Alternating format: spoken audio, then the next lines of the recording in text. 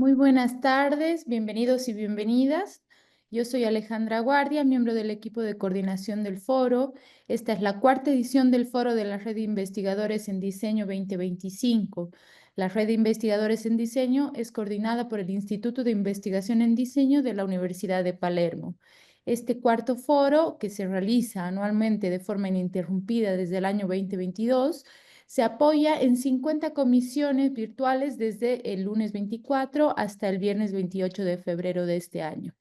Y en ellas se van a presentar 442 ponencias con 677 expositores de 23 países. Las comisiones del foro se graban y estarán disponibles en nuestro canal de YouTube a partir del viernes 4 de abril. Esta última comisión del día es la comisión Creatividad, Imagen y Arte. Con ello damos la bienvenida al primer expositor desde Colombia, Rafael Ángel Bravo. Adelante, Rafael, por favor.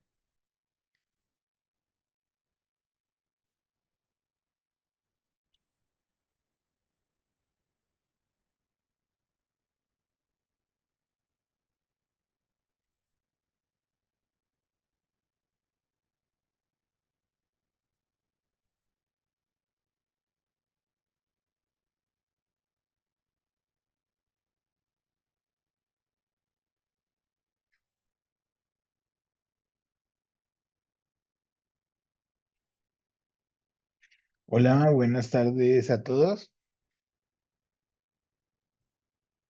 Hola, Rafael. No estamos viendo tu presentación.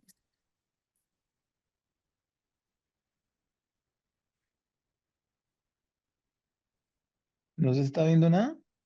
O sea, sí se está viendo, pero no la presentación tuya, sino el programa.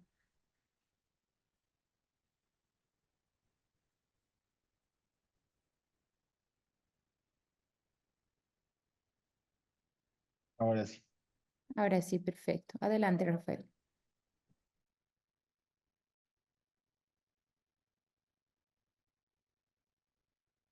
Bueno, buenas tardes a todos. Mi nombre es Rafael Ángel Bravo, director, coordinador de investigación y líder de los grupos de investigación Visualizar y GIACEP en la Corporación Universitaria Autónoma de Nariño, presentando esta ponencia Aproximaciones visuales al legado de la Bauhaus a través de la obra de Mies van der Rohe, Walter Gropius y Marcel Breuer.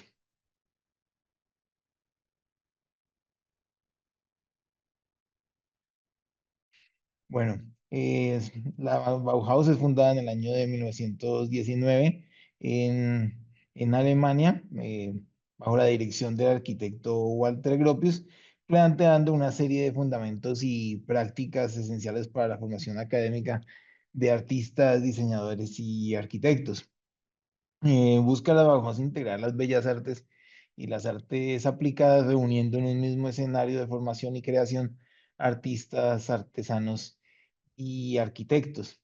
Eh, Se propone una nueva manera de concebir estas disciplinas desde una mirada funcionalista y minimalista que está fuertemente influenciada por las ideas de Piet Mondrian y del movimiento de Stil, conocido también como la estética de la máquina, dejando de lado los ornamentos innecesarios y el exceso decorativo para entender el diseño desde la eficiencia y la relación con el usuario.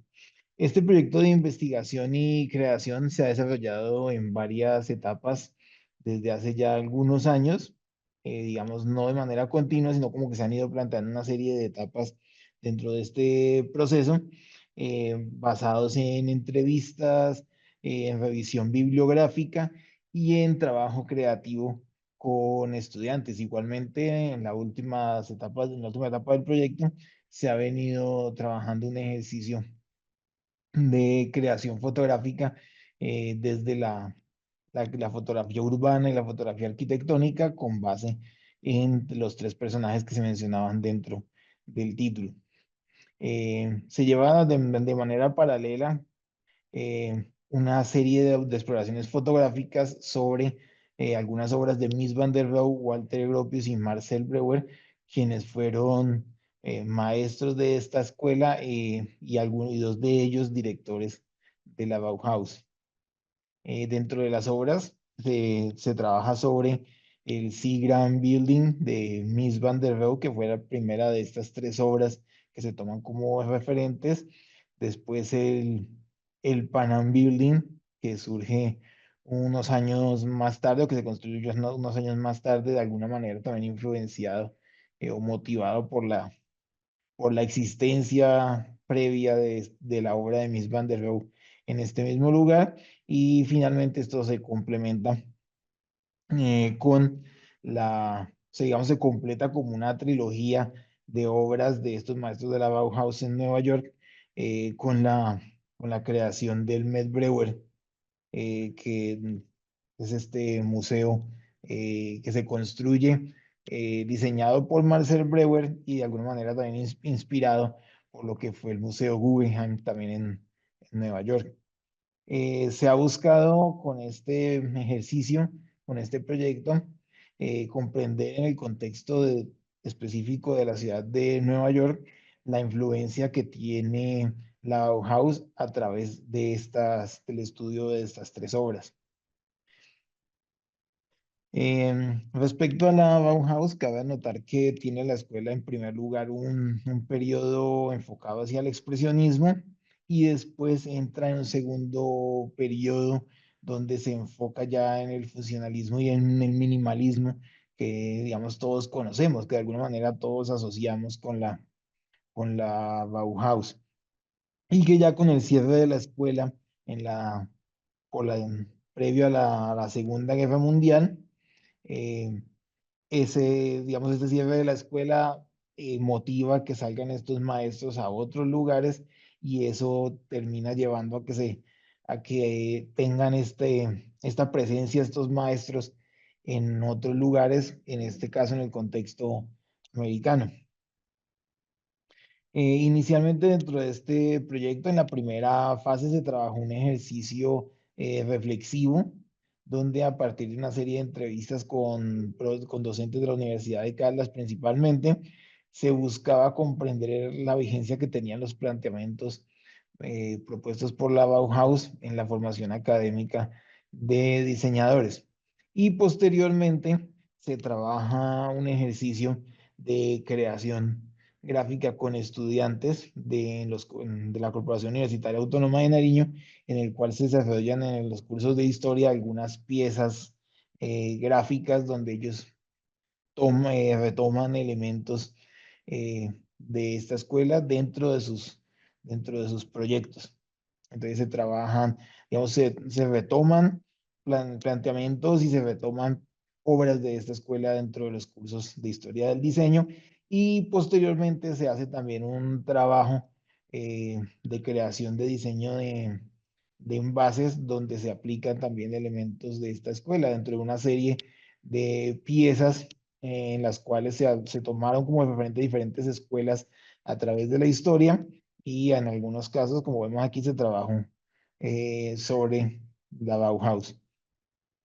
Igualmente se trabajó también un ejercicio de creación de marca región o marca ciudad con estudiantes de la Universidad Técnica de Cotopaxi en Ecuador, en el cual a partir de una conferencia y de una exposición sobre lo que eran los principales referentes y procesos de abstracción desarrollados en la Bauhaus, plantean sus propuestas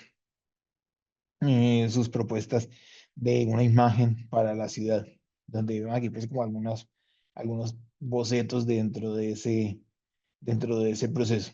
Y finalmente lo que se ha venido trabajando en los últimos años ha sido esta exploración fotográfica, gracias a algunas visitas que se han hecho allá, inicialmente con el Pan Am Building de Walter Gropius y después se sumó a este ejercicio el Seagram Building de Mies van der Rohe y finalmente el Met Breuer de Marcel Breuer. Y sobre estas obras, como vemos en las fotografías que se han ido mostrando a lo largo de la presentación, lo que se ha venido trabajando es un ejercicio de hacer fotografía urbana dentro de estas obras que de alguna manera complemente un ejercicio que se está haciendo también de revisión bibliográfica sobre estas tres construcciones que de alguna manera han representado, simbolizado lo que ha sido esta influencia que tiene la Bauhaus en el continente americano y que se genera justamente estas tres obras a partir de la migración forzada de los maestros de esta escuela a este, a este, a este continente y específicamente en el contexto americano. Ya para finalizar, pues lo que este ejercicio de varios años ha permitido, pues ha sido comprender el impacto que tiene esta escuela, tanto en el contexto urbano como en lo que es la formación académica de diseñadores, generando una serie de publicaciones que vemos aquí. No, como tal, no tenemos bibliografía aquí, sino que lo que tenemos pues como un compendio de de las publicaciones que se han venido haciendo desde el año 2015, después en 2018 que se retoma el proyecto, y el año pasado, entre el 2023 y el 2024, unas nuevas publicaciones donde se han venido mostrando los avances de este proceso. Muchas gracias.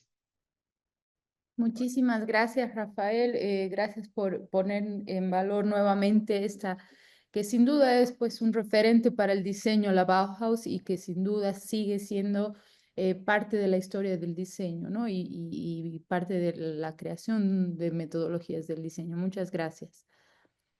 Te Gracias invitamos a a poner ustedes. también tu contacto en el chat para que podamos mantenernos al tanto de tu trabajo y que podamos seguir en contacto. Claro que sí. Muchas Bien, gracias. Pondré el contacto y pondré también un enlace para que puedan acceder a los a tus artículos que se mencionan producciones. allí. Sí, por supuesto. Bien, ahora vamos a continuar con, si me permiten, un segundito, vamos a continuar con Esmeralda Itzer Álvarez Contreras desde México. Adelante, Itzer. Hola, Ale, gracias.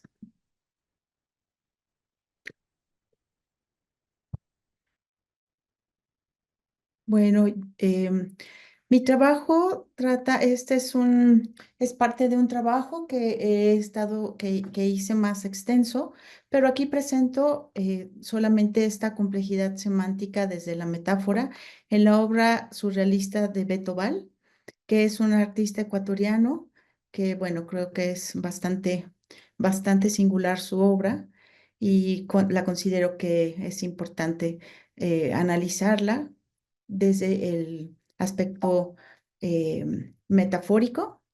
Y bueno, este trabajo de Beto Val lo genera con recortes digitales y tiene estilo vintage, es una obra surrealista. Y bueno, lo importante en estas obras es las transformaciones complejas que él propone y cómo combinando elementos y haciendo magia con con partes de cuerpos humanos, con colores descriptivos, artilugios mecánicos, logra esta obra que él produce desde 2020, después de la pandemia. Estas transformaciones las sugiero que son metafóricas y las sustento desde la estructura semiótica del signo visual del grupo Mu, que es el resultante de una perspectiva discursiva inicial con base en un paradigma que apunta a la metáfora cognitiva. Esto porque, bueno, el grupo Mu hace inicialmente una clasificación y una operacionalización muy detallada en donde logra obtener las metáboles, que son lo que serían las figuras retóricas, y de ahí, dentro de las metasememas, ubican a la metáfora. Y bueno, la metáfora vista desde el punto de vista discursivo, en un nivel etimológico, pues es ir más allá en una transformación que lleva al concepto eh, a un lugar un poco más allá. Dentro de un nivel superior, que es un nivel retórico, la metáfora es una operación semántica de sustitución para una transformación dentro de un contexto discursivo a nivel textual, a nivel discurso por medio de una operacionalización de adición o supresión de semas en el enunciado. Esto es que hace alteraciones dentro del discurso lineal que se da. Y dentro de un nivel inferior infralingüístico, la metáfora opera una descomposición del significado de las palabras desde su contenido conceptual y la expresión referencial en un nivel de abstracción muy considerable.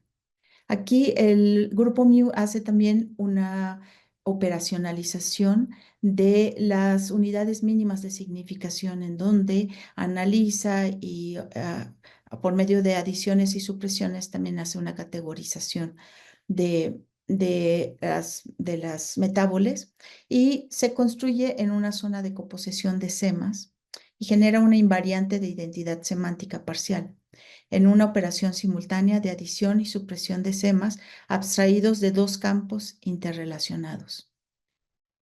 Esto es que de dos campos semánticos se crea una invariante de intersección sémica y que propicia relaciones de conjunción y disyunción simultáneas, hace extensiva la unión de dos términos que le da un carácter de significación concreta y abstracta, y esta unión suscribe a la metáfora dentro de una dimensión sensible y de una dimensión icónica por su composición lingüística y del lenguaje figurado, que va desde un grado percibido hasta un grado concebido, como ellos mismos definen que es el proceso retórico. Es percibir algo y concebir otra cosa. Así es de que por eso creo que estas imágenes entran dentro de esta categoría y desde el nivel cognitivo, la forma en que son conformadas y que es parte también del área de vacancia que encontré en mi investigación, es la intervención de la producción digital, pero que tiene que estar dentro de un contexto también. Así es de que el contexto intervienen aspectos culturales, aspectos sociales, económicos, que afectan lo que observamos también o las imágenes que se nos presentan. Así es de que nuestro pensamiento, bueno, así que me voy y me apoyo en la teoría de Lakoff and Johnson de la metáfora cognitiva, en donde dicen que nuestro pensamiento es metafórico y el sistema conceptual ordinario en términos del cual pensamos y actuamos es fundamentalmente de naturaleza metafórica.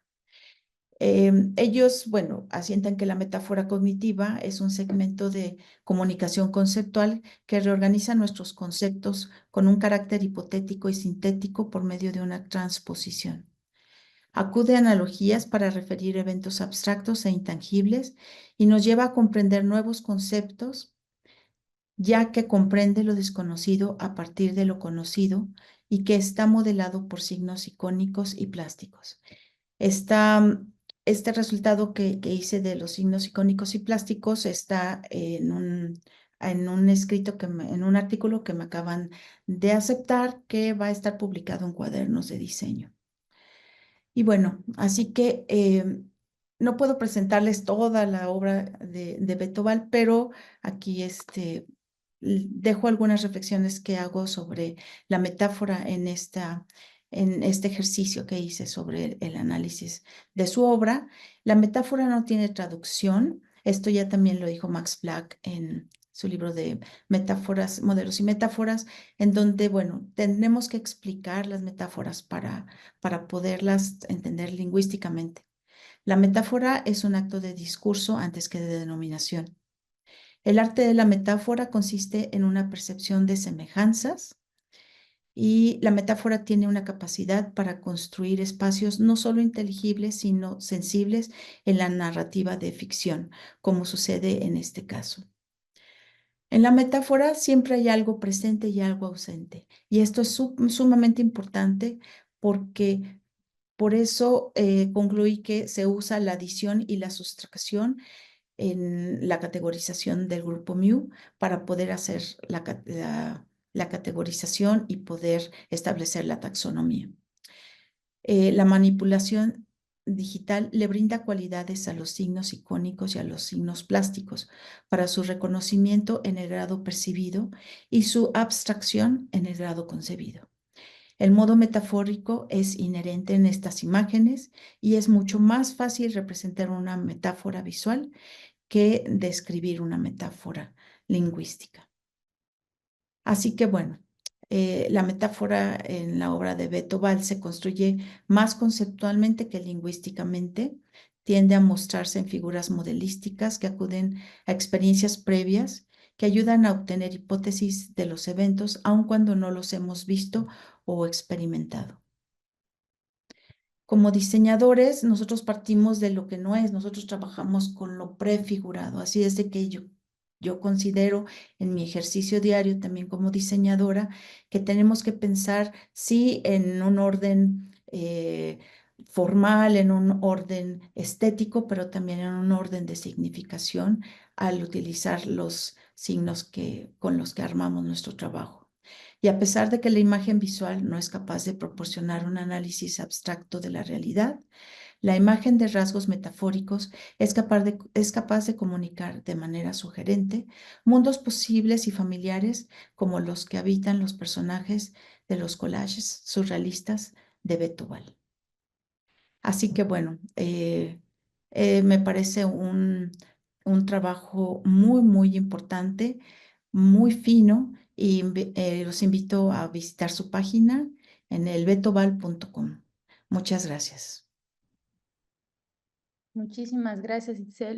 Realmente muy importante también este análisis que hace respecto a la comunicación visual y sobre todo a la metáfora como ejercicio de discursivo, ¿no? De la puesta en escena de la imagen. Me parece increíble el análisis que haces. Esperamos leerte pronto en la publicación de cuadernos. Sí, muchas gracias, Ale. Muchas gracias, Itzel. Bien, vamos a dar paso entonces al tercer expositor, que es Néstor Martín Matos desde Perú. Hola, ¿cómo están? Perdónenme, vuelvo a compartir. Y ya estamos. Se ve la presentación, ¿verdad? Sí, perfecto. Perfecto, ¿qué tal? ¿Cómo están? Este es un proceso de branding. Lo que vamos a presentar es un proceso de branding de gestión de marcas orientado hacia la identidad visual. Todo un proceso de investigación y más, el cual se define o culmina en una identidad visual que es una rama del diseño gráfico. Está ya definiéndose la investigación cualitativa con expertos en relación al proceso en factor educativo, pero además profesionales también dedicados a la rama del branding. Yo soy Néstor Matos Guardado, especialista en branding, diseño en los diferentes aspectos, más enfocado en el diseño gráfico y la innovación. Soy docente también en Toulouse-Lautrec, institución acá en Perú, y en UCAL, director también de mi propia agencia, Coco Brand. Y empezamos con el proceso de branding. Empezamos con la investigación. Dentro de la investigación lo que hacemos es profundizar en relación a todo lo que tiene que ver con la empresa. Los factores como valores, propuesta de valor, hacer un benchmark, ver aspectos que sean intrínsecos de la misma empresa, negocio, marca personal, también es válido para ello. Y finalmente, después de profundizar con toda esta investigación, lo que hacemos para reducir la misma y tener aspectos que sean como highlights para poder trabajar el resto del proceso, lo reducimos a keywords, los cuales nos van a dar luces de cómo podemos continuar con el flujo de trabajo metodológico. Ese es el primer punto. Luego pasamos al espacio del enfoque, en el cual centramos, yo lo comparo con la caparazón de una tortuga. La tortuga se puede mover en diferentes direcciones, pero siempre va a estar dentro de la caparazón. Entonces, con esto coberturamos la parte conceptual de toda la comunicación que vendrá.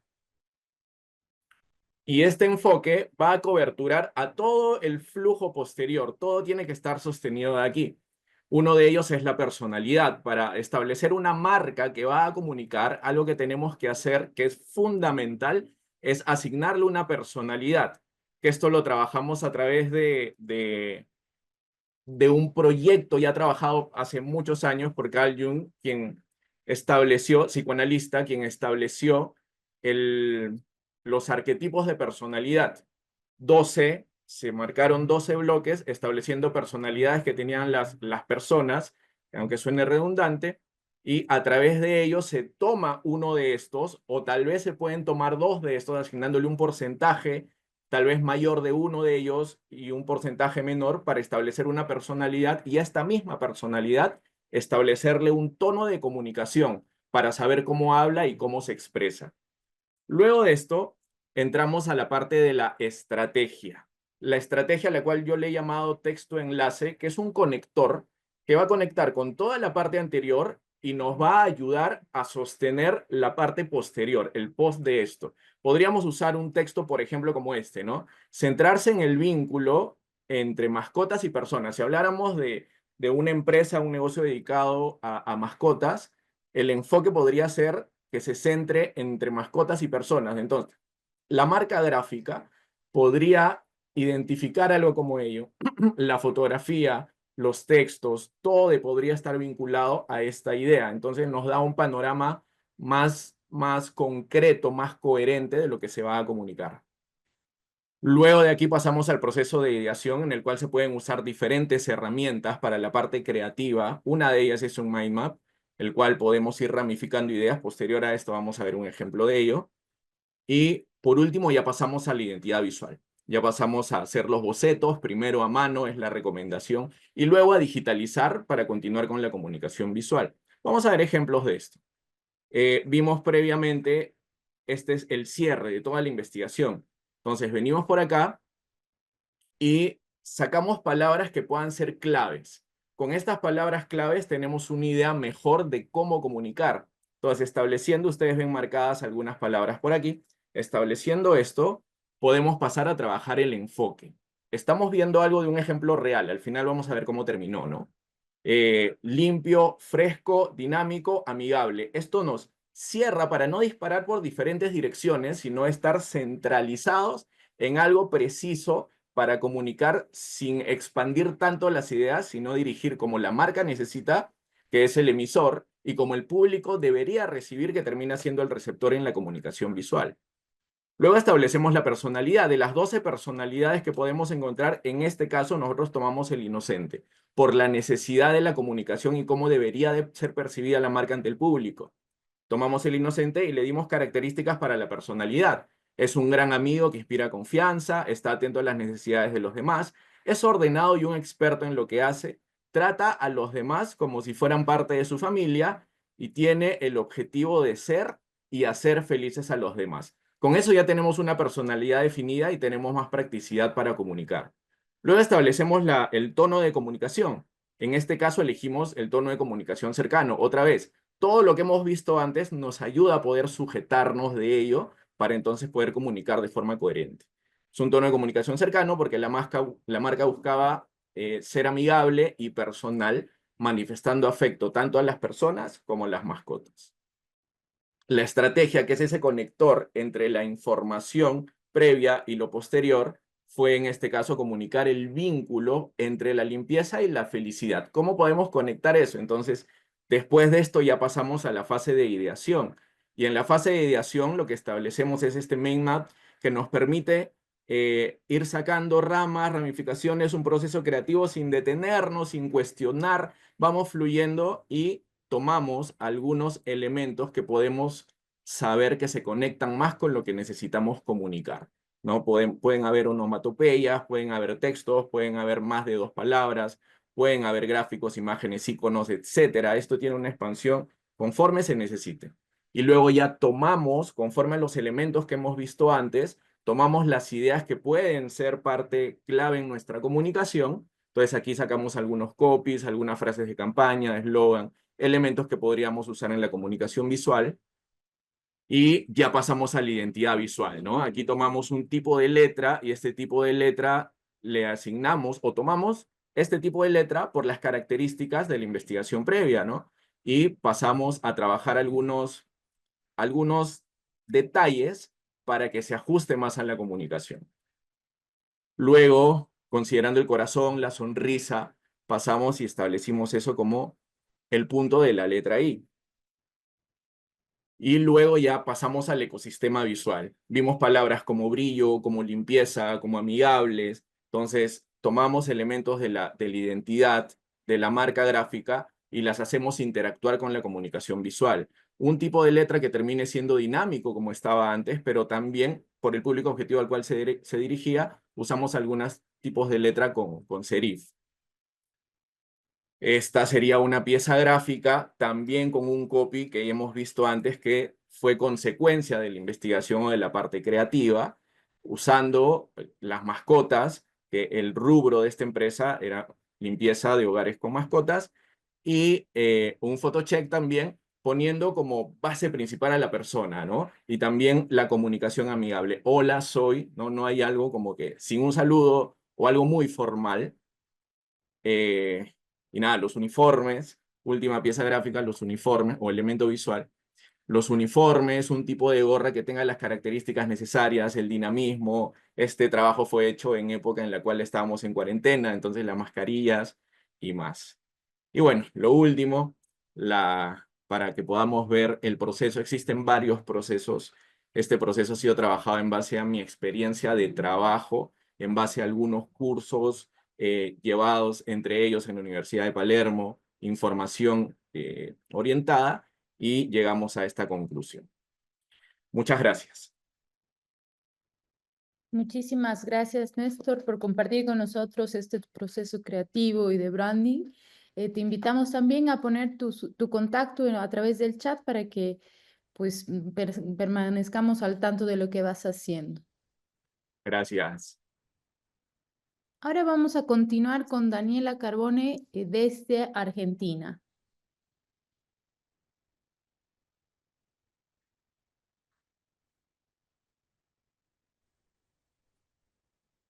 Hola, muy buenas tardes a todos. Mi nombre es Daniela Carbone Mencucci y a continuación voy a presentar Crimes of the Future, una exploración de la subjetividad en la era de la tecnología.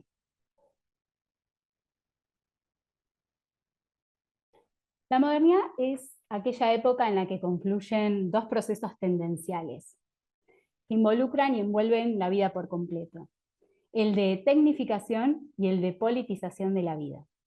A modo de hoja de ruta, nuestro propósito es analizar cómo dichos fenómenos afectan la construcción de la subjetividad, un terreno crucial donde la tecnología se hace carne y cuerpo, promoviendo nuevos modos de ser y de venir.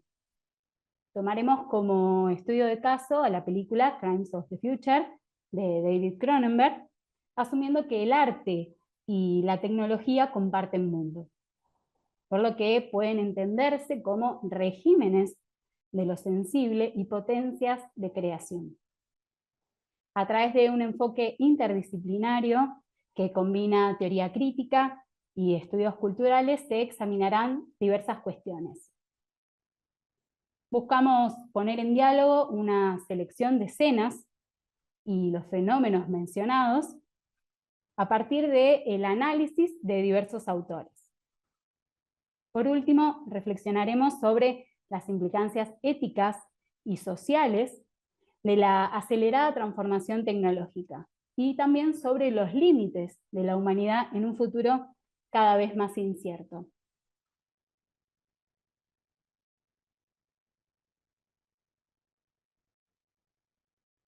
Crimes of the Future nos presenta un futuro distópico de corte retrofuturista con ambientaciones opresivas. Las escenografías son austeras, de corte gótico y crepuscular, con mínimos elementos, generando así una suerte de páramo desolador. Las ambientaciones parecen estar detenidas en un tiempo encapsulado entre las tecnologías analógicas de los años 80 y las tecnologías de un futuro alternativo. En este tiempo, la especie humana logra evolucionar a niveles insospechados. El dolor corporal ha sido eliminado y algunas personas son capaces de autogenerar órganos internos. En consecuencia, podemos destacar que se cumple la profecía de David Pearce de abolir el dolor mediante un utilitarismo negativo. Situación que lleva a comprender al cuerpo como un campo de experimentación en constante búsqueda de la novedad. Una suerte de borrador que es deseable corregir, mejorar y programar. En este aspecto, la tradición fáustica, inscrita en el transhumanismo, pretende correr las limitaciones propias de la condición humana de la temporalidad, la espacialidad y la mortalidad.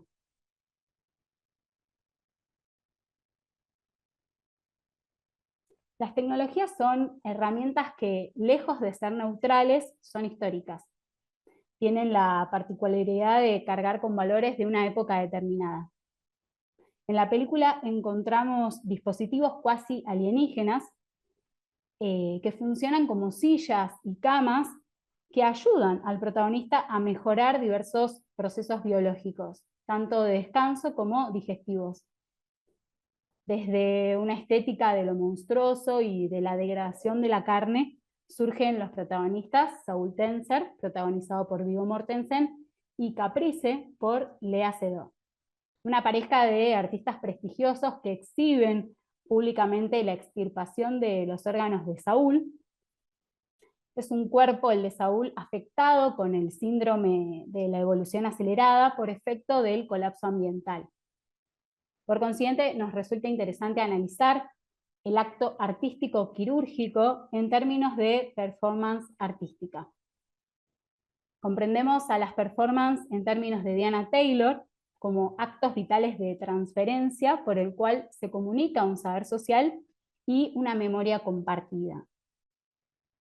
Rasgos que la convierten en una práctica casi epistémica, en tanto construye una manera de comprender el contexto circundante y a la vez genera conocimiento.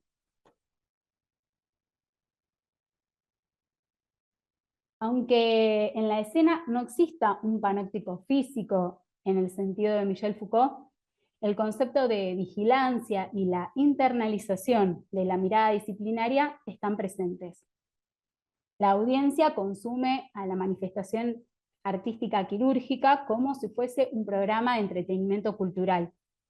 Representa un panóptico simbólico, dado que ejerce presión sobre los artistas para moldear las expectativas de la sociedad. No se sabe si los nuevos órganos son buenos o malos. La pareja de artistas reacciona tomando una posición activa contra la evolución acelerada. El concepto de cyborg de Donna Haraway nos invita a repensar las categorías establecidas de naturaleza y cultura. Los cuerpos de los personajes son híbridos, capaces de desafiar las fronteras de lo humano y lo no humano.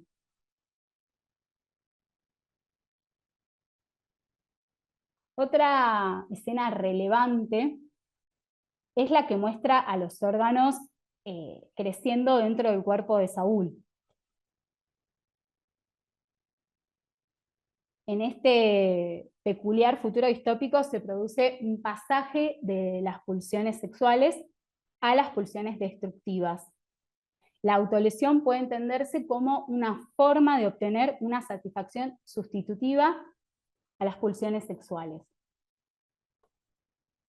El dolor infligido al propio cuerpo podría ser un modo de experimentar sensaciones intensas y placenteras, aunque de forma perversa. La belleza y la corporalidad transforman sus sentidos, mientras que las personas parecen estar obsesionadas con cortarse la piel, producto de una insatisfacción infinita. Aludimos que Saúl busca refugiarse, recluirse de cierta manera en un espacio interior, que no logra encontrar. Se viste con ropajes negros que cubren toda su extensión. Por un lado, se expone a una multitud de personas como artista-personaje frente al espectáculo de su propio yo, y por otro lado, necesita levantar aquellas paredes del espacio privado que intenta otorgarle sentido a un ámbito de intimidad que lamentablemente no existe. Con la muerte de los grandes relatos y en consecuencia de la fragmentación de la historia en microrelatos, la falta de sentido sobrevuela la subjetividad contemporánea. Por lo tanto, es un desafío superar las tiranías del yo, que siempre está presente.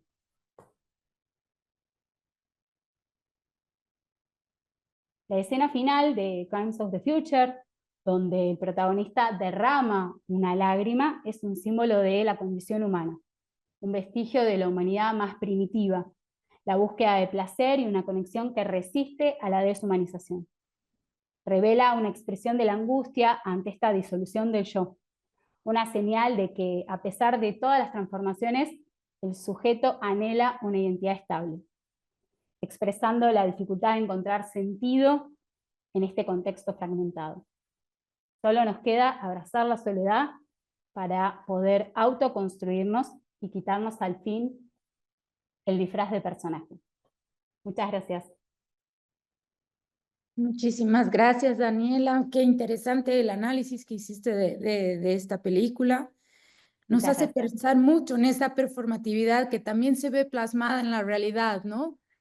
Muchas gracias, Daniela. Te invitamos Muchas también a gracias. poner tu contacto en el chat, por favor. Bien, ahora vamos a pasar con Gabriela Irigoyen desde Brasil. Hola, buenas noches. Voy a compartir aquí un minuto. ¿Pueden ver? Se ve perfectamente, Gabriela. Ok. Bueno, esta es una investigación que recién se ha terminado, fueron 2 años. La desarrollé en el programa de posgrado en diseño de la Escuela de Bellas Artes de la Universidad Federal de Río de Janeiro, con la orientación de la profesora doctora Irene de Mendonça Peixoto. Solo un minuto. Es una investigación sobre libros de artista, arte y diseño, poéticas del libro, procesos de creación y gesto creativo. Para nosotros, el libro de artista es un objeto singular que está en la frontera del arte y del diseño contemporáneo. Tiene complejidades históricas, simbólicas, materiales y entrelaza gestos materiales y narrativas. Y nosotros tenemos una aproximación ampliada al concepto del libro de artista, a partir de un análisis interdisciplinario que combina la revisión bibliográfica y la creación de trabajos de autor. Investigamos las dimensiones poéticas del libro considerando su materialidad, procesos creativos y potencial como espacio de experimentación artística. Y uno de sus objetivos es inspirar a otros artistas, diseñadores e investigadores, reafirmando el potencial del libro de artista como medio de experimentación y creación en la intersección del arte, del diseño y de la poética. ¿Cómo hicimos? Dividimos la investigación en 4 etapas, ¿no? Tuvo un enfoque interdisciplinario y exploratorio y combinamos métodos, ¿no? Para investigar la dimensión poética del libro de artista. La primera etapa fue una recopilación bibliográfica. La segunda etapa fue delimitar el marco temporal de las obras que iríamos a analizar. La tercera etapa fue establecer diálogo con diferentes campos del conocimiento. En nuestro caso fue la filosofía, el arte, la semiótica y la antropología, con el objetivo de profundizar las reflexiones sobre ese objeto. Y la cuarta etapa, que establecimos un diálogo entre teoría y práctica, creamos 2 libros de artista como pruebas poéticas de nuestras reflexiones, ¿no? No vamos a poder ver todos los aspectos de la investigación, pero vamos a poder ver una gran parte hoy, esta noche, pero solo para que tengan una idea del índice de la investigación. Primero empezamos con un preludio explicando por qué libros, por qué se eligió esa temática. Después, con la introducción, hacemos un mapa conceptual inicial de libros de artista, porque hay muchas definiciones y muchas ideas sobre lo que sea el libro de artista. Presentamos el libro como un espacio de experimentación. Y ahí enfocamos en el libro de artista como la dimensión poética del libro, ¿no? Y después explicamos nuestra opción como abordaje también, trabajar un abordaje autobiográfico. Yo soy una artista que trabaja con libros de artista ya hace 20 años, entonces trabajamos y analizamos todo ese libro, el percurso poético, ¿no? Que hicimos a partir de la creación de esos libros. Después presentamos nuestras pruebas poéticas y hacemos unas consideraciones que nosotros llamamos de consideraciones temporales de una ruta. En ¿Por qué libros? Hablamos, claro, de la relación afectiva y simbólica con los libros desde la infancia y cómo esa experiencia personal apoyó la elección temática para la investigación. En el mapa conceptual, nosotros exploramos las definiciones del libro de artista y los conceptos del libro-obra de Ulises Carrión y libro-objeto, y nos basamos porque existen dos formas de ver el libro de artista, una un poco más restringida y otra más amplia. Nosotros nos basamos en la visión más amplia del libro de artista, que incluye inclusive performance, y nos basamos en autores y en investigadores como Ana Teresa Fabris, Casilda Teixeira, Johanna Drucker y Escovino, que vamos a ver un poco más adelante. ¿Cuándo surge esa categoría, no? Aunque el concepto del libro de artista se intensificó, según algunos autores, con obras como 26 Gasoline Stations de Rusia, sus orígenes se extienden a mucho antes, ¿no? Desde el siglo XVIII, y artistas como William Blake, Mallarmé. Y en Brasil se intensificó en las décadas de 50 y 60 con la poesía concreta y el neoconcretismo. Y tuvimos un movimiento muy interesante en el nordeste de Brasil que se llama Gráfico Amador en los años 50-60, que elevó el libro objeto artístico a través de técnicas gráficas experimentales, ¿no? Felipe Escovino, que es un curador e investigador brasileño, amplió aún más ese concepto del libro de artista cuando él incluye libros de cordel y pioneros de las artes gráficas en Brasil, como las revistas de Angelo Agostini a principios del siglo XIX. Lo que hace con que lo que pudimos destacar en nuestra investigación, una rica y diversa historia del libro de artista que integra imagen, texto y experiencia táctil. Aquí algunas imágenes, tenemos unas imágenes de Mallarmé, de William Blake, de los libros conceptuales de Edward Ruscha. Tenemos el libro de la creación de Elijah Papp de 59. Tenemos uno de los libros de Cordel que se llama Pequeña Biblia de Raimundo de Oliveira con texto de Jorge Amado de 66. Y aquí tenemos la portada de las revistas hechas en litograbado de Angelo Agostini del siglo XIX. Nosotros también utilizamos mucho a Roger Chartier con su visión integrada de las prácticas de reproducción, inscripción, transmisión y circulación de textos influenciadas por contextos culturales históricos, pero ampliamos la idea de texto también para la idea de imagen, principalmente porque en el libro de artista imagen y texto están como que entrecruzados. Muchas veces el texto se ve como imagen, la imagen se ve como texto y está siempre con ese juego que nos presenta siempre, el artista siempre nos presenta ese juego. Y aquí algunos ejemplos de Augusto Campos y Julio Plaza y de Mira Schendel. Nosotros también utilizamos mucho a Bruno Munari y a Ulises Carrión y comparamos esos dos autores con dos textos históricos que en general nunca los vemos juntos, pero es muy interesante porque tienen la misma idea sobre lo que significa la actividad editorial y cómo el libro debe ser pensado como un objeto completo, donde todos los elementos materiales, visuales contribuyen a la experiencia de lectura, ¿no? Aquí tenemos una obra de Sami Hilal Samir, que es un artista brasileño que tiene un trabajo con libros objeto muy interesante, ¿no? Siempre pensando, también trayendo un poco a Deleuze, que enfatiza el arte como medio de comprensión de los signos, y también las ideas de Carrión y Munares sobre el libro como una estructura abierta y múltiple. También yo traigo también la dimensión poética del libro y traigo algunas obras, les presento algunas obras que trabajo a partir de las ideas de pretexto poético y forma híbrida de producir poesía de Dieter Dick, que también es una artista y una profesora y pensadora sobre el libro de artista. Y también traigo en la investigación el concepto del libro expandido a partir de la noción de campo expandido de un texto histórico de Rosalind Krauss.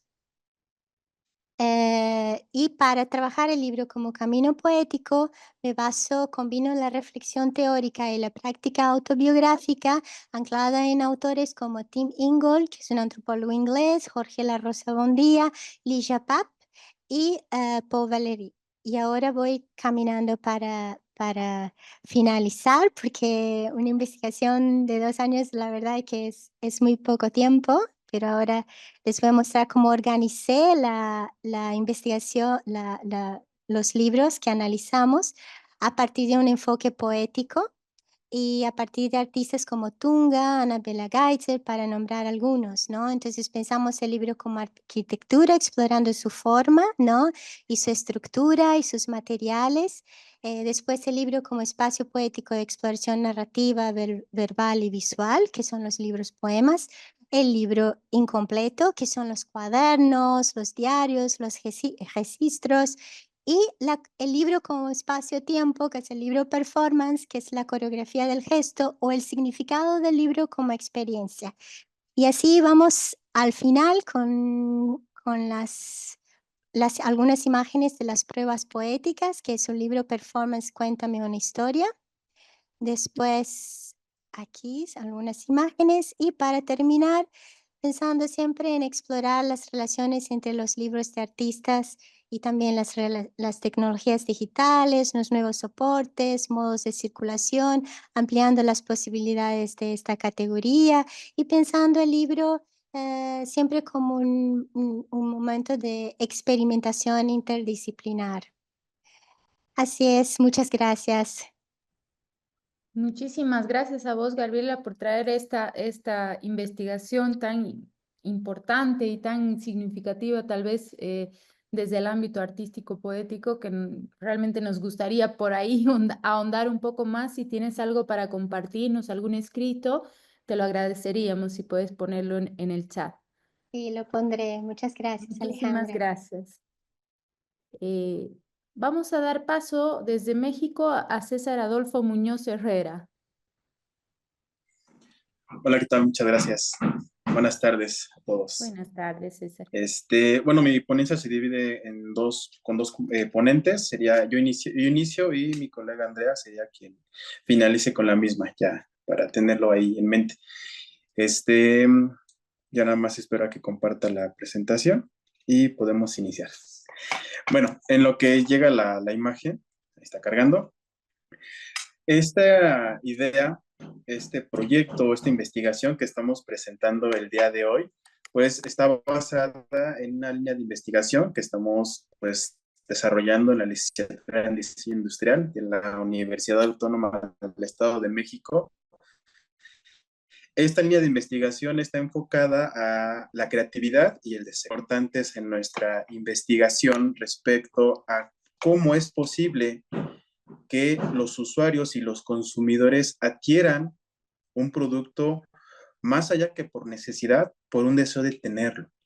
Entonces, dentro de la investigación que estamos llevando a cabo y que esperamos tener la oportunidad de presentarla en un artículo finalizado también en cuadernos, nos hemos percatado que una de las principales palabras clave a todo esto se llama interacción. ¿Ok? La interacción que va a representar ese objeto o ese producto ante el usuario o el consumidor. Es decir, muchas veces estos productos que se van naciendo a través del tiempo, a través de las tendencias, pues van a estar marcados tanto por su uso como por su utilidad. Y es bien decirlo que muchas veces los productos que tenemos o de los que nos rodeamos los adquirimos simplemente porque se ven bonitos, ¿no? Entonces, más adelante mi compañera me los estará ejemplificando con esta infografía de esto que estamos hablando. Entonces, también a partir de esta investigación nos nació una idea interesante, ¿no? De cuál decíamos, bueno, de la vista nace la compra del objeto, ¿no? Pero también de las emociones nace ese deseo de tenerlo. Entonces, partiendo de todo este desarrollo y de la investigación que hemos estado llevando a cabo, nos vamos a apoyar de dos teóricos, uno de ellos es Wagman y acompañado de Braudillard, quienes nos están permitiendo clasificar cuáles son esos elementos, cuáles son esos componentes que dentro de un proceso de conceptualización, pues van a hacer que mi producto resalte a diferencia del resto del mercado. Hace unas ponencias atrás, el compañero que nos explicaba sobre el brief que realiza en su trabajo de marketing y todo este desarrollo de que nos platicaba, pues él decía, ¿no? ¿Cómo hacer que el destello se vea visible en mi diseño? ¿Cómo hacer que se vea alegre, etcétera, ¿no? Entonces, lo mismo pasa, pero cuando estamos dentro de la práctica del diseño de productos, ¿vale? Muchas veces, se nos queda la idea de que solamente esto pasa en una imagen, de que solamente esto pasa a través de una obra de arte, pero es donde entra esta relación incluso entre el arte, el diseño y los productos. ¿Cómo es posible que todo este conjunto de elementos formen parte de un proceso? ¿Y cuál es ese proceso que incluso nos une aquí a todos nosotros? La creatividad.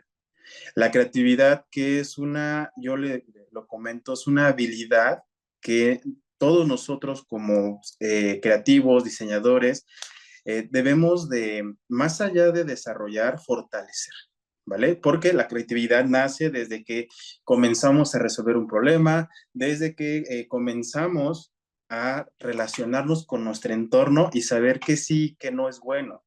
Entonces, todo este desarrollo creativo, todo este desarrollo va a estar involucrado en nuestro proceso de conceptualización. Ahora, si bien es cierto que todos los objetos o los productos que vamos desarrollando a través de un brief requieren de requerimientos técnicos como de forma, de estructura, de materiales, de manufactura, también es importante saber que necesitamos requerimientos emocionales, necesitamos requerimientos semióticos que le van a permitir, repito, a mi producto marcar la diferencia, ¿vale? Entonces, es como nace esta intención de este artículo que estamos próximos a terminar y pues fortaleciendo estos dos términos que mostramos aquí en pantalla y que ya ahorita mi compañera les estará desglosando sobre el deseo y la colección, ¿vale? ¿En qué momento yo decido querer cierto reloj o cierto producto a diferencia de otro nada más porque me gusta cómo se ve? Entonces, eso es parte de lo que forma esta investigación sobre de la creatividad a deseo colectivo. Compañera, adelante. Buenas tardes, sí, precisamente esta investigación nace con la cuestión del por qué los objetos que utilizamos en nuestra vida diaria no solo sirven para cumplir funciones prácticas, como lo es un reloj que nos da a conocer la hora o una taza para beber café. Es decir, que necesitamos exhibir esa necesidad de comprender que el proceso conceptual del diseño ayuda a entender por qué varios productos se vuelven especiales hasta llegar al grado de que el individuo toma el acto de coleccionar un producto en sus diferentes representaciones. Tal es el caso que mostramos en pantalla, que es la reconocida marca Swatch, que precisamente se dedica a crear relojes. Del lado izquierdo podemos observar Bioceramic, una serie llamada Colors of Nature. Esta serie trata de una colección de relojes análogos clasificados en 5 colores distintos, los cuales cada uno representa un elemento de la naturaleza. Comenzamos con el reconocido azul hielo, rojo profundo, seguido de magia negra, verde selva y dunas infinitas.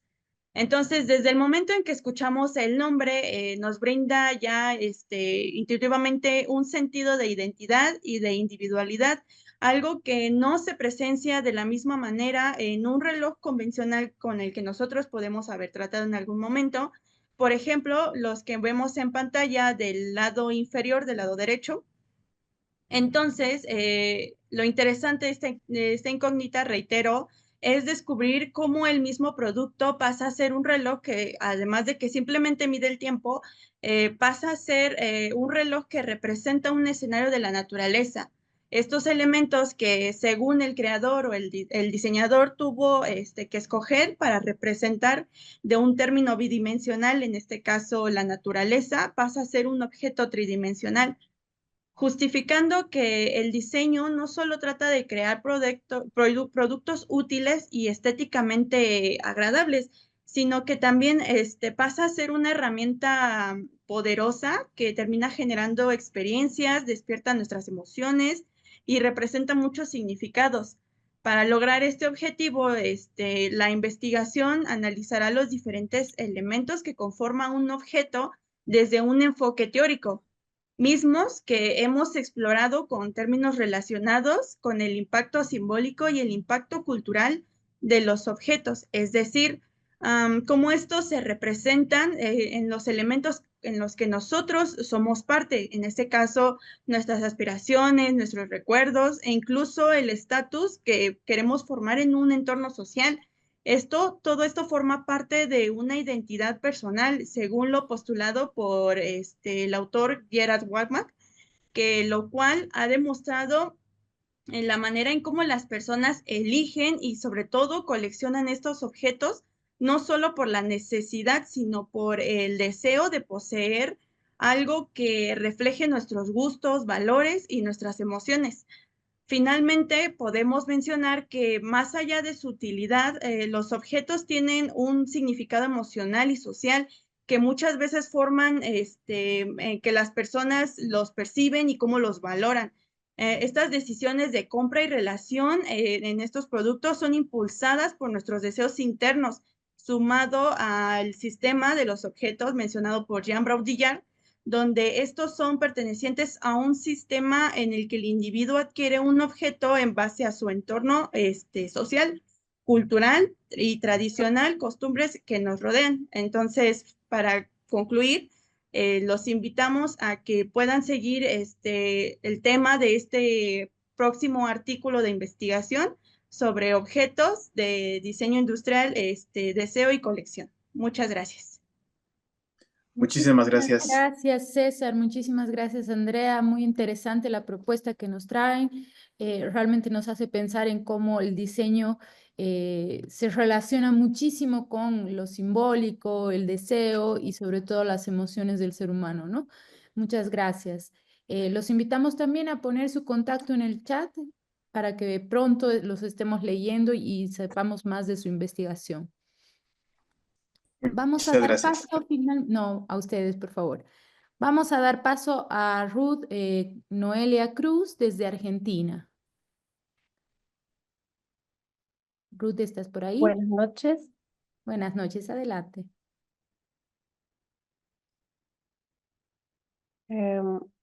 Bueno, buenas noches. Quiero comenzar agradeciendo a la Universidad de Palermo por brindarme esta oportunidad de presentar mi trabajo de investigación en este foro. Así también agradecer al equipo encargado de hacer posible estos espacios de divulgación y a todos los asistentes que con su interés contribuyen a que estos espacios se sigan promoviendo. En esta ocasión me gustaría compartir mi tesis de grado en artes plásticas. Ahí se compartió la pantalla. De la Universidad Católica de Salta, con sede en Jujuy, y que actualmente continúo desarrollando de manera independiente esta investigación. Asimismo, titulé mi ponencia Diseño e identidad en la estética de los textiles vallistos, los rebozos bordados por mujeres artesanas de los valles orientales jujeños. Para guiar este trabajo, propuse como objetivo principal indagar y analizar cómo se construye la estética de los rebozos bordados por distintas generaciones de artesanas de Santa Ana, Valle Colorado y Caspalá, considerando la estética desde un enfoque decolonial, siendo la imagen plástica y los sentidos y valores relevantes en la construcción colectiva de la identidad de estos pueblos. De esta manera propongo debatir y cuestionar ciertos modos de abordar la estética desde enfoques occidentales, reconociendo los lenguajes visuales presentes en los textiles vallistos como aportes significativos al arte y al patrimonio de la región. Vale decir que para el abordaje de este estudio se llevó a cabo la construcción de un corpus apoyado en el método etnográfico, llevando a cabo un trabajo de campo en territorio con estancias prolongadas durante el 2021, iniciando visitas a la región desde el 2019 hasta la fecha. Voy a pasar a explicar el contexto geográfico donde se produce esta estética, qué son los rebozos y el proceso creativo de las artesanas diseñadoras vallistas. Santa Ana, Valle Colorado y Caspalá son 3 localidades rurales ubicadas en el departamento de Valle Grande de la provincia de Jujuy en Argentina, distantes entre sí a 37 kilómetros aproximadamente. Es una región donde converge el sistema montañoso andino y las yungas, con alturas superiores a los 3.300 metros sobre el nivel del mar, en Santa Ana y Caspalá, mientras que en Valle Colorado la altitud desciende a 2.000 metros sobre el nivel del mar, donde también se destaca un tramo del Capañán declarado Patrimonio Mundial por la UNESCO. Esta región conserva tradiciones, saberes y prácticas culturales que vincula estas localidades entre sí, siendo la vestimenta típica de las mujeres un indicador de identidad que perdura y se transmite a través de las generaciones. Y es el rebozo vallisto parte de esta vestimenta tradicional y cotidiana de mujeres y niñas vallistas. Es una prenda con la que se cubren la espalda y hombros, abrochándose a la altura del cuello con un prendedor. En su composición formal podemos observar el campo de la pieza textil con bordados ubicados siguiendo un patrón en común. Así también una cenefa que localmente se denomina crecido y está realizado con la técnica del crochet, y años antes se realizaba con la técnica del mallado. Tiene la función de crecer el rebozo, tal como lo indica el mismo término. La terminación es una hilera de flecos que le da continuidad al crecido y un ribete que le da un acabado final a la prenda. El proceso creativo está muy vinculado al bordado artesanal como la técnica textil predilecta de las artesanas vallistas. Con ella cubren con una minuciosa factura técnica y la utilización de hilos de color seleccionados siguiendo un concepto importante que es el contraste, diseños que ellas mismas crean a partir de flores silvestres de la región, flores de otras regiones que cultivan en jardines, siendo inspiración para la creación de diseños propios y que en algunos casos se combina con letras góticas, canastas y aves que interpretan de otros soportes visuales. Como observamos en estas imágenes, tenemos la flor de altea, panty, clavelinas, que son diseños que a partir de la naturaleza crean las artesanas para poder plasmar en sus textiles, en sus prendas como los rebozos.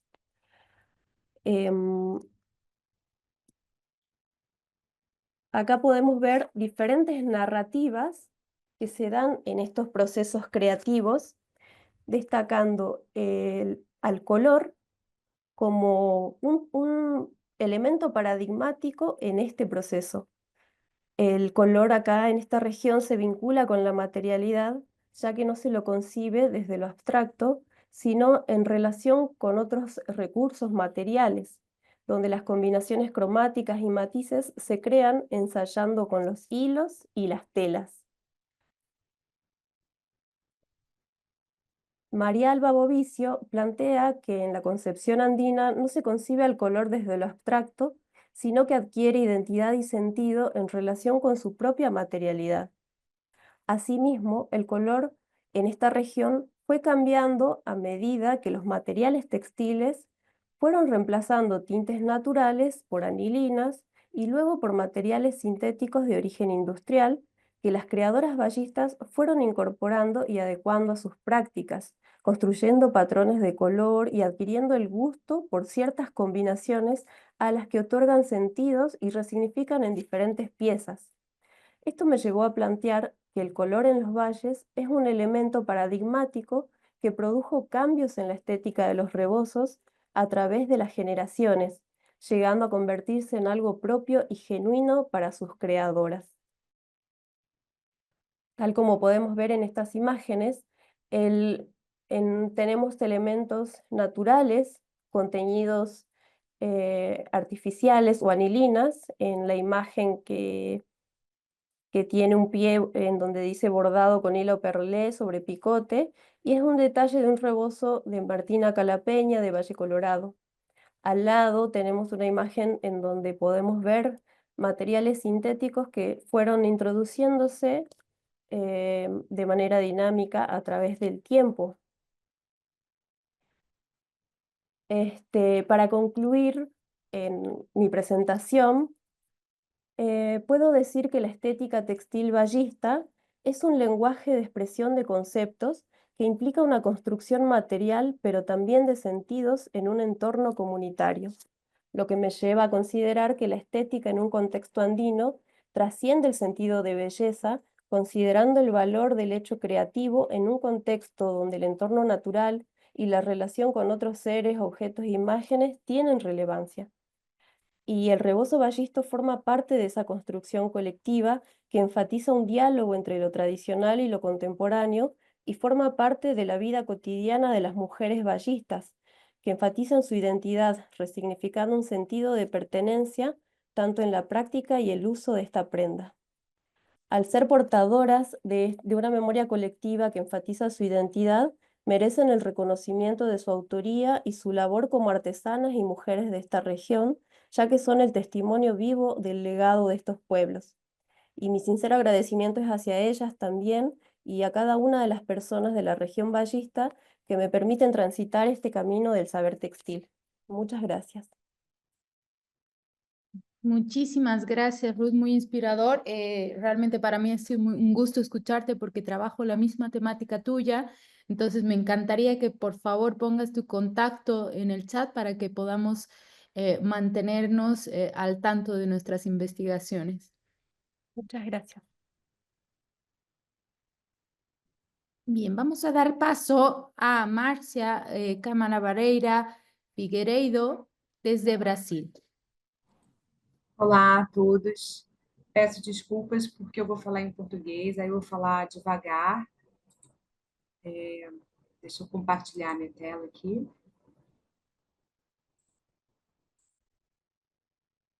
Estão vendo? Está funcionando? Sim, se vê perfeito, Márcia. Obrigada. Bom, eu vou apresentar um pouco da minha tese de doutorado, que eu acabei de defender, dia 20 de janeiro.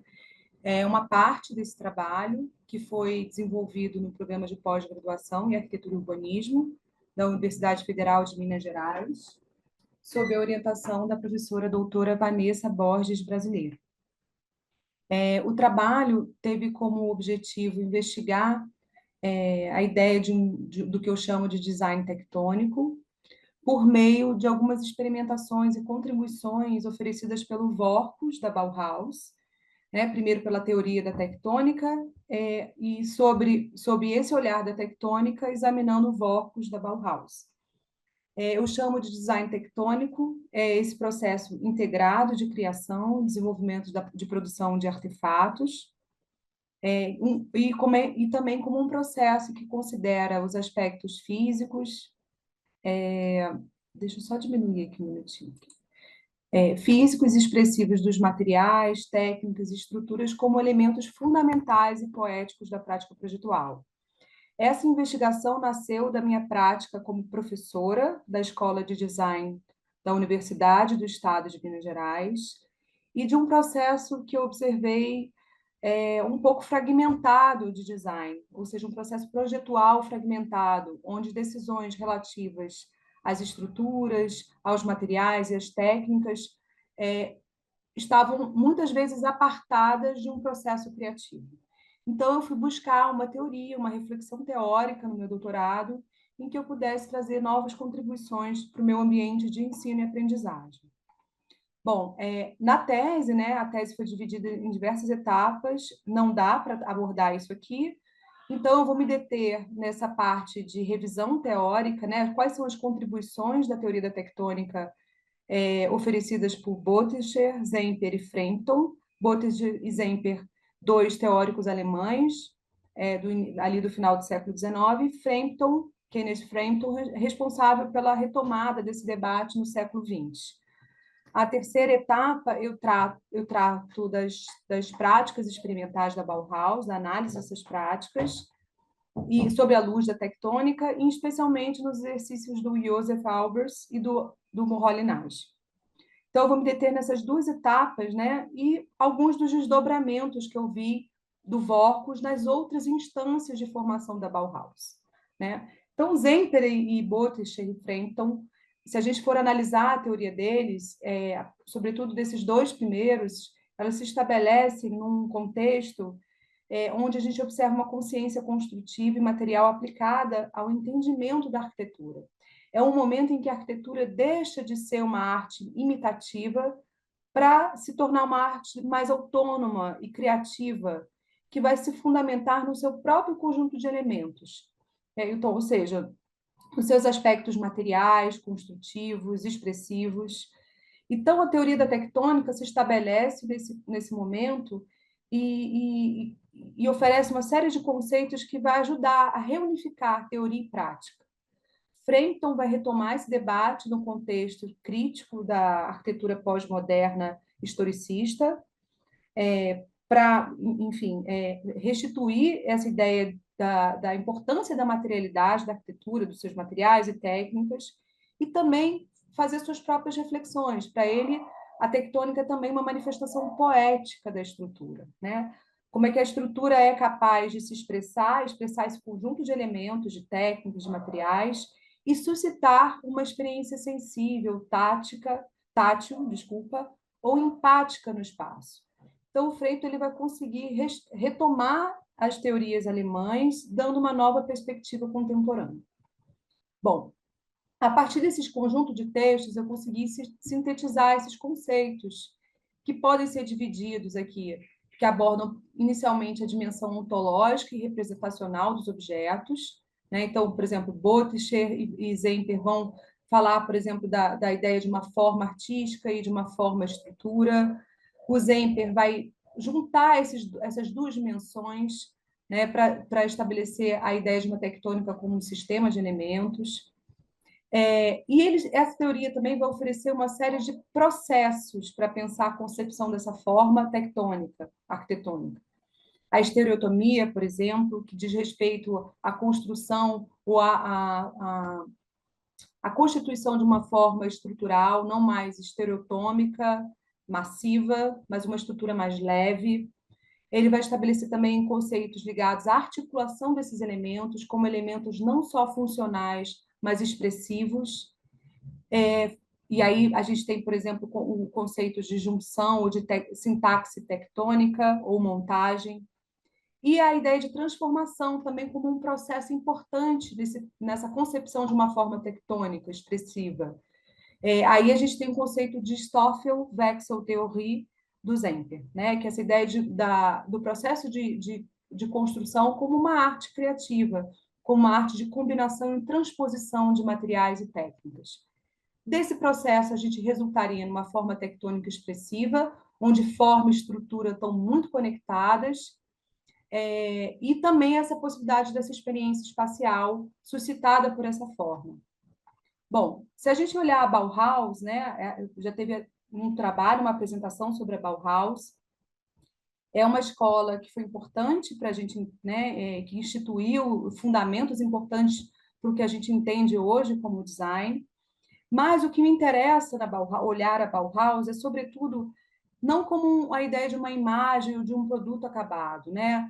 Como muitas vezes ela foi exportada para a gente aqui na América do Sul, através dos livros, da produção historiográfica, mas, sobretudo, como um espaço de experimentação. Não existe na historiografia da Bauhaus, não que eu tenha encontrado, uma conexão da Bauhaus com a tectônica. Mas, por exemplo, o Zemper é um dos pressupostos, ali, um dos antecedentes históricos da Bauhaus, que vai construir uma crítica à educação artística ali na Europa, que vai culminar com a criação, por exemplo, de várias escolas como a Bauhaus. Então, a Bauhaus se estabelece como um espaço de experimentação. É essa Bauhaus que me interessa. Sobretudo através do que a gente chama de Focus, né? Focus foi o que eles chamavam de um curso preliminar, que é um semestre introdutório antes do aluno escolher uma oficina, uma oficina ligada a um dos materiais, e depois passar para a etapa de construção, do canteiro de obra. E é lá que eu consigo observar uma série de experimentações com materiais, estruturas e técnicas, que se revela também experimentações tectônicas, ou seja, experimentações que guardam uma profunda afinidade com os conceitos que eu reuni ao estudar a teoria da tectônica. E aí, então, esse foi o enfoque da minha tese, né? Eu tive como foco a gestão do Gropius, onde eu observava, né, conforme foi dito, essa fase expressionista e funcionalista, onde eu vejo, portanto, uma união das artes, uma integração entre teoria e prática, tendo a oficina e o Focus como espaço de experimentação. O Focus é o meu objeto de estudo, e, sobretudo, através dos exercícios do Moholy-Nagy e do Joseph Albers, que eu vou mostrar agora. Por exemplo, os exercícios desenvolvidos por Moholy-Nagy, esses exercícios desenvolvidos no Focus, né, sobre a direção desses dois professores, têm em comum a experimentação direta com materiais, investigando as suas qualidades físicas, expressivas, e as suas possibilidades estruturais. O que era possível fazer em termos de tridimensionalidade a partir desses materiais. Mas eles têm algumas características distintas. E ambos informam sobre o que eu busco lá na Escola de Design, que é um processo de design mais integrado e mais articulado com essas dimensões que, teoricamente, são técnicas, mas que também podem se estabelecer como elementos poéticos no processo criativo. Por exemplo, o Moholy-Nagy, ele entendia a concepção da forma a partir da combinação e da conexão de materiais. Então, como você integra materiais diferentes, considerando suas características físicas, expressivas, mecânicas, sua capacidade de carga, e estabelece nessa combinação e nessa conexão situações de equilíbrio, tanto equilíbrio estático, né, a ideia de uma forma estática, como equilíbrio dinâmico. Então, ele trabalha também como fundamento de design essa superação de uma forma estática em busca de uma forma dinâmica. A superação do material, ou seja, a utilização do material não pela sua quantidade, mas pela sua capacidade física, e incluindo também experimentações que superam de fato o material e vão criar estruturas virtuais com luz.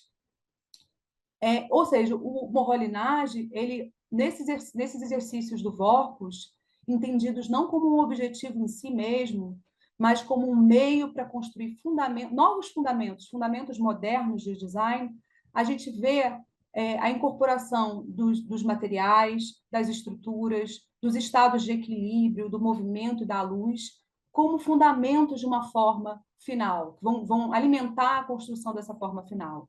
E essa forma final, ela não é mais representacional de elementos da natureza. Ela expressa a si mesma, seus próprios fundamentos, né, seus próprios materiais, sua própria condição estrutural. E ela é capaz também de suscitar experiências, como a gente viu lá na teoria da tectônica. O Moholy-Nagy trabalha com estruturas cinéticas, com instalações, para criar um espaço de cena. Ele, inclusive, cria estruturas cênicas para criar uma experiência espacial de fato. Quando a gente olha o Joseph Albers, a gente vê também no campo das experimentações com materiais, ele foca não a combinação de materiais, mas a investigação das energias internas, das vocações estruturais de cada material, papel, papelão, o aço tubular que estava sendo criado na época, né? Estava surgindo na época como um novo material. E aí ele trabalha em cima de cada um desses materiais, suas vocações estruturais, por meio de por meio de uma construção criativa. Como a gente pode manipular de forma criativa e não convencional esses materiais, a fim de obter essas estruturas. E também aplicando como um fundamento de design a economia dos meios, como a gente pode ter a máxima eficiência, o máximo resultado com poucos processos e poucos materiais. E assim como o Moholy-Nagy, ele fala de uma forma não representacional, mas uma forma que se apresenta, se expressa por meio dos seus próprios fundamentos.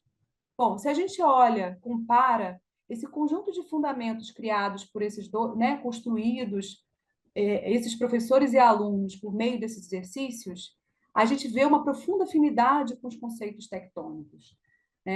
Por exemplo, a ideia de uma montagem de uma estrutura do Moholy-Nagy aparece nos escritos de Zemper e Frampton. A ideia de uma forma-estrutura do Joseph Albers, por meio de uma manipulação criativa, aparece no conceito de Stoffel-Wechsel-Theorie de Zemper. A desmaterialização também, através da ideia de estereotomia, Backgleichung de Zemper. Então, a gente consegue ver uma série de afinidades entre os fundamentos criados no Vorkus e os conceitos tectônicos. Então, a gente consegue ver que o Vorkus ele se propôs a criar, a construir, por meio daquelas experimentações, novas premissas de um design moderno, mas que também se revelaram tectônicos. Então, é por meio da Bauhaus que eu consigo construir essa ideia de um design tectônico. E aí a gente consegue ver que na Bauhaus, eles tiveram essa capacidade, no Vorkus, eles tiveram a capacidade de traduzir aqueles conceitos abstratos e complexos da teoria da tectônica, traduzir isso na forma de fundamentos de design aplicáveis e interdisciplinares, ou seja, eram fundamentos que não se restringiram somente à produção de esculturas, como a gente viu aqui nos exercícios, esculturas ou formas ou artefatos artísticos, mas também que se desdobraram esses fundamentos na produção, por exemplo, do mobiliário do Marcel Breuer, na arquitetura do Walter Gropius, em conjunto com as oficinas. Então, a gente consegue, por exemplo, ver aqui a ideia de uma montagem de uma forma, da combinação de materiais e criação de juntas ou conexões, articulações entre os materiais, não só funcionais como expressivas. Isso fica claro nesse mobiliário da primeira fase ali do Breuer. O Breuer tem uma produção muito significativa e muito representativa das diversas etapas da Bauhaus. Então, a gente consegue ver isso muito claramente, assim, essa montagem e combinação de materiais. Na arquitetura também, a gente vê o edifício sede da Bauhaus em Dessau, essa ideia da individualidade, da montagem dos elementos. Aqui a gente vê, por Marcia, exemplo... perdón que te interrumpa, ya debemos cerrar la exposición. Desculpa, vou concluir, então. Então, a gente consegue ver esses desdobramentos em diversas etapas, e, com isso, fundamentar essa ideia de um design tectônico interdisciplinar por meio da Bauhaus. É isso, obrigada. Desculpa extrapolar o tempo, é muita coisa. No te preocupes. Muchas gracias, Marcia.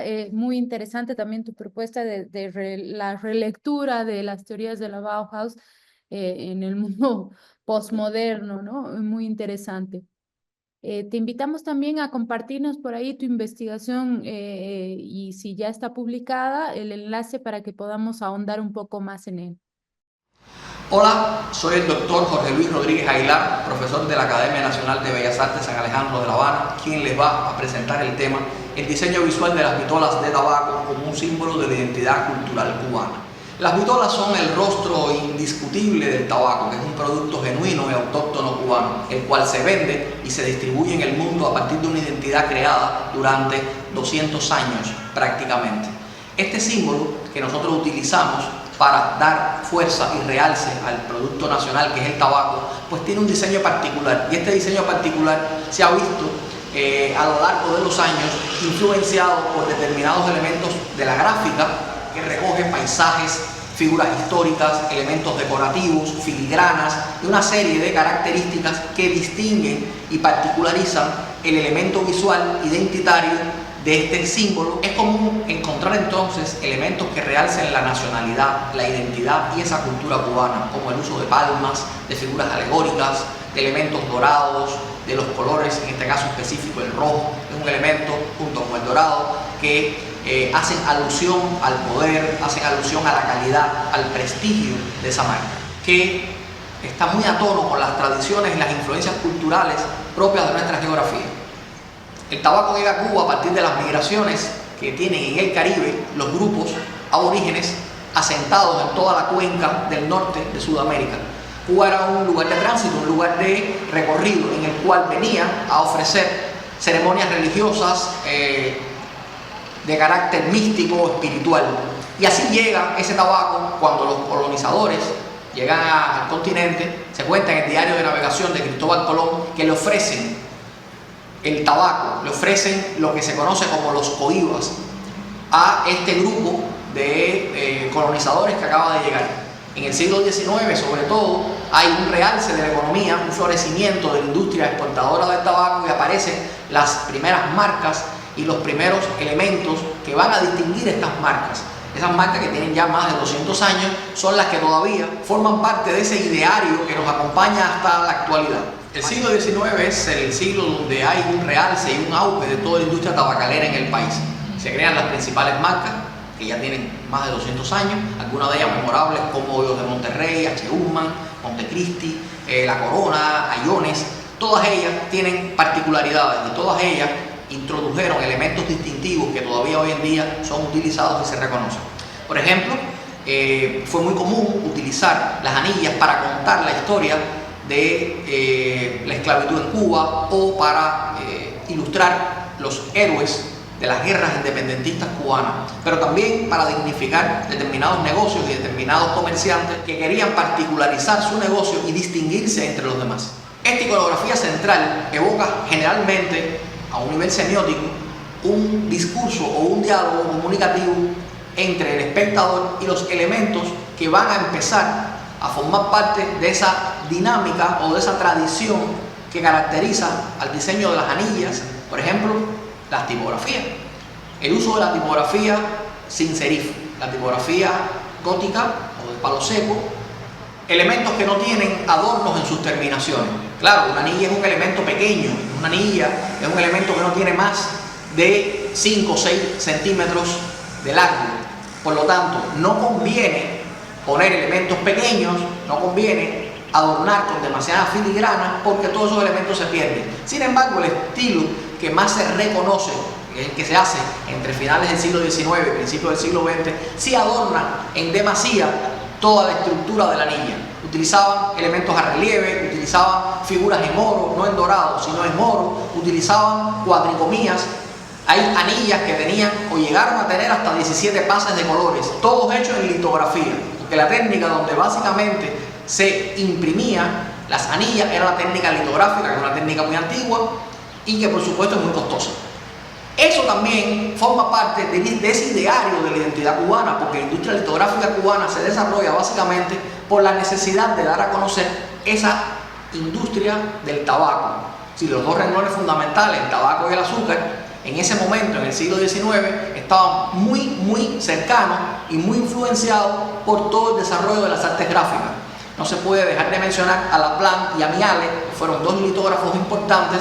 Ambos fueron profesores de la Academia San Alejandro, que son los primeros en retratar cómo es la vida de ese campesinado, de ese mundo en el cual se estaba desarrollando estas dos industrias fundamentales: el ingenio para la producción de azúcar y esos sembrados, esas tabacaleras gigantescas, esas fábricas donde aparecían los lectores de tabaco, donde aparecían los torcedores, que tiene que ver con la industria propia del producto nacional, que en este caso es el tabaco. Un elemento que es importante destacar es el fuerte impacto de ese diseño tan selectivo que se hace, que por supuesto tiene que ser un diseño atractivo, un diseño estético, un diseño cautivador. Y eso se logra con la incorporación de determinados atributos que van a adornar esa caja, ese humidor, ese espacio en el cual se exhibe el tabaco, que son sellos, que son las vistas. Las vistas vienen siendo unos elementos circulares en el cual se exponen alegorías o imágenes anecdóticas alrededor de una historia de la cual se va a apropiar el tabaco, el mundo del tabaco, para generar una marca, como puede ser Romeo y Julieta. Estas primeras vitolas, por supuesto, tenían diseños muy simples, diseños que se fueron complejizando y dejaron de ser básicas a partir de los años y de las técnicas que empezaron a emplearse, de todos los elementos que empezaron a agregarse para formar parte de esta especie de ritual que acompaña al tabaco. que no es solamente prenderlo, fumarlo, sino también es disfrutar del diseño de esa vitola y de, por supuesto, la historia que viene acompañando la marca, el producto y el renglón fundamental que nosotros producimos. Hay 4 elementos básicos que lo componen. Uno de ellos es la dimensión, del cual ya estuvimos hablando, en la estructuración tipológica de la anilla. Otro es el tipo de diseño específico que se hace. Diseños que pueden estar en función de exaltar, por ejemplo, a una figura, como sucedía con las casas reales que le demandaban a Cuba determinados tipos de tabaco, o los presidentes que demandaban algún tipo de tabaco específico, y esa anilla entonces iba bien con su cara, o iba bien con su nombre, con su escudo de armas. También tenemos como un elemento fundamental la utilización de colores. Básicamente el dorado y el rojo son los colores que más caracterizan a la anilla, pero hay anillas específicas que utilizan los azules o los verdes o tonos hacia el marrón, que no son los más tradicionales, pero que también embellecen y dignifican estos diseños. Y finalmente los datos que incorporan serían todos esos textos, todos esos elementos textuales, tipográficos, que componen toda una segunda lectura donde puede aparecer la marca, el nombre del productor, la firma del productor, la casa tabacalera, el país o la ciudad, en este caso La Habana, que son elementos que distinguen inmediatamente al producto y lo hacen reconocer como una marca. Todo eso implica un reconocimiento, una singularidad y una manera de expresar la cultura cubana a través de un producto específico y a través de la utilización de estos elementos gráficos, que en este caso es la vitola de tabaco. A fin de cuentas, el diseño de la anilla de tabaco va más allá de ese mero hecho estético. Es también un elemento comunicativo y un elemento que le aporta muchísimo a la visualización de la identidad cubana y de nuestra cultura. Les estoy muy agradecido por haberme escuchado y espero que sea un éxito el Congreso. Muchas gracias. Finalmente, vamos a terminar con la exposición de Jennifer Andrea Contreras desde Colombia. Buenas tardes, ¿me escuchan ahí bien? Sí, perfecto, Jennifer, adelante. Listo, voy a empezar a compartir. ¿Me puedes confirmar, Alejandra, si ves tu pantalla? Se está presentación ya cortando sale. un poco, Andrea, si quieres por ahí apagar la cámara para que se te escuche mejor. Listo, perfecto.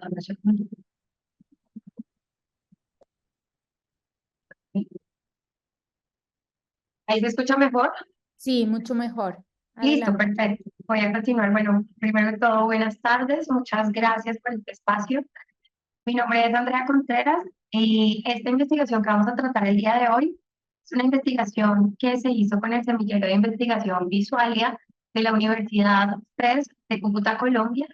Es una investigación que se basa en el tema de la integración de la inteligencia artificial con el branding del futuro, y es como a través de esta investigación que está en curso nosotros hemos podido ver la inteligencia artificial como una herramienta fundamental en el proceso de investigación y cómo también desarrolla unos desafíos bastante importantes que debemos tener en cuenta, no olvidando que la creatividad es algo valioso del ser humano.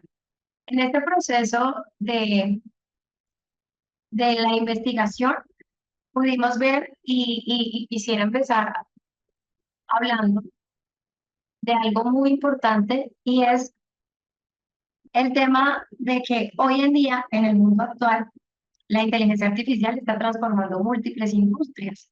Y pues debido a eso nosotros nos hemos planteado una pregunta clave, y es ¿qué papel juega la inteligencia artificial en la construcción del branding del futuro y la identidad visual de las marcas?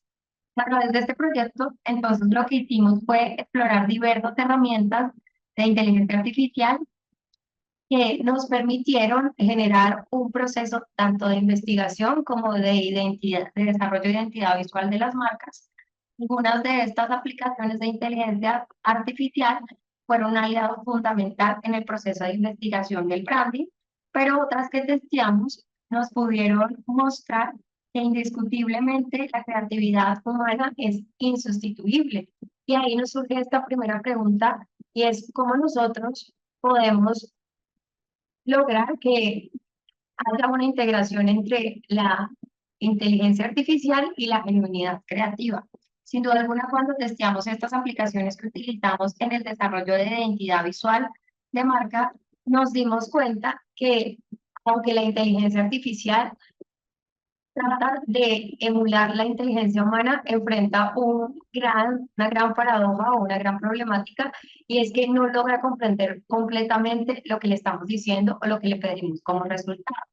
Ahí nos dimos cuenta que había algo completamente irreemplazable, y es el tema de la conexión emocional entre una marca y una audiencia, que es lo que hace que se invente confianza y la habilidad para comprender y satisfacer las necesidades reales de las personas. Cuando nosotros empezamos un proceso de branding, en ese proceso de investigación necesitamos demasiados datos para poder con esos datos generar una estrategia clave que nos permita tener un proceso creativo sólido. Pero cuando pasábamos esa información que nos daban algunas aplicaciones de la IA a otras aplicaciones de inteligencia artificial, pero que simplemente se encargaran de un proceso de identidad visual, nos dábamos cuenta que se quedaban cortos en ese proceso creativo, a lo que llegamos a una primera conclusión de que es insustituible el proceso de la creatividad humana, y que hay un reto que es fundamental en este tiempo, y es cómo logramos un equilibrio entre la inteligencia artificial y la creatividad humana, permitiendo que lo positivo de la inteligencia artificial, se basa en la tecnología, y lo valioso de la humanidad se fusionen. Actualmente vemos que la inteligencia artificial llegó para quedarse, y que no podemos verla como un factor negativo en un proceso de construcción dentro de nuestras empresas y sobre todo dentro de nuestras marcas, sino que es un proceso necesario que nos permite tener algunas ventajas. Algunas de ellas que reconocimos en este proceso, sobre todo para temas de investigación, es que nos permite una eficiencia, ya que automatiza tareas repetitivas, liberando tiempo para enfocarse en la estrategia y la creatividad a través de los datos que nos da y de la información valiosa que nos da sobre el público objetivo, sobre sus necesidades y sus preferencias. Nos permite generar una personalización de experiencias mucho más claras y concisas, aumentando el engagement, y nos abren nuevos caminos como referentes creativos para poder inspirarnos de ideas y soluciones innovadoras que antes de pronto no eran tan posibles. Pero también aborda unos desafíos bastante importantes en el tema ya de creación y de desarrollo visual. Y es que al ser un proceso que está creado netamente por el humano, no tiene ese factor de creatividad necesaria. Lo que permite esto es que haya una desconexión emocional, y no permite la inteligencia emocional comprender las emociones humanas. Por eso cuando nosotros le pedíamos que generara ya diseños muy claros y concisos de lo que queríamos mostrar de las marcas y ese proceso de investigación que habíamos hecho previamente, nos encontramos con un riesgo muy grande de soluciones genéricas y repetitivas, y una despersonalización en el momento de automatizar procesos muy claves, y sobre todo en el tema de la autenticidad y la personalidad de la marca. Lo que llegamos en un punto importante, y es preguntarnos, ¿será que la inteligencia artificial podrá aprender a sentir y a entender de manera genuina? Y es allí cuando vamos a este libro de Kotler, Marketing Management, que dice que la IA no busca reemplazar la creatividad humana, sino potenciar mediante la conexión emocional y la colaboración estratégica un proceso de personalización sin comprometer ciertas cosas que son bastante importantes en el proceso de elaboración. Entonces, es un nuevo paradigma que las marcas deben lograr integrar de manera equilibrada el tema de la inteligencia artificial con la creatividad humana. No solo será suficiente tener la creatividad humana o solo el tema de la interacción con la inteligencia artificial, sino que, como decía al comienzo, es un reto en el cual nos debemos sumergir, y es lograr que las marcas puedan adaptarse a este nuevo tiempo y a este nuevo escenario donde la IA llegó para quedarse, y las marcas que utilicen la inteligencia artificial sumada a su proceso creativo van a tener una personalización avanzada, ya que van a permitir en el proceso de investigación tener muchos más datos, que es un insumo sólido en temas de elaboración de branding y de conceptos y de estrategia, porque la investigación es muy valiosa para generar procesos creativos exitosos.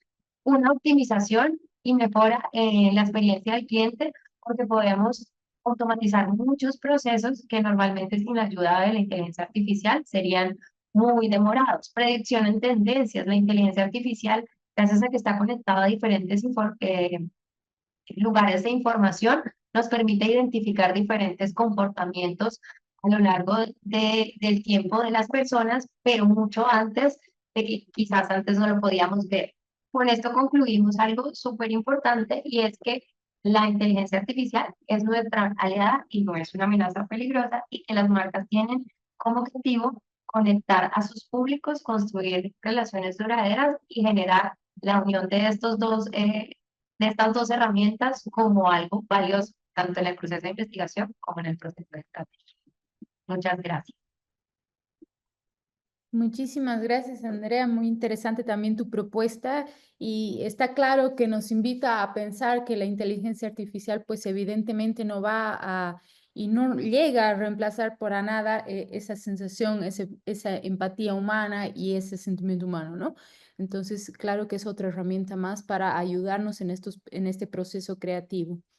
Muchísimas gracias. Entonces, con la exposición de Andrea, damos por terminada esta comisión tan interesante, tan significativa para nuevas propuestas de ahora en adelante, y que nos ayudan a pensar el diseño, la comunicación, la imagen desde distintos lugares y desde distintas perspectivas. Les agradecemos mucho desde la Universidad de Palermo la participación de todos los expositores, y los invitamos a seguir viendo las demás comisiones que se van a llevar a cabo hasta el día viernes en este foro de investigadores en diseño. Muchísimas gracias y que tengan muy buenas noches. Gracias. Gracias, igualmente. Un abrazo a todos. Hasta Muchas gracias a todos. Gracias, Adrián. Muchas gracias.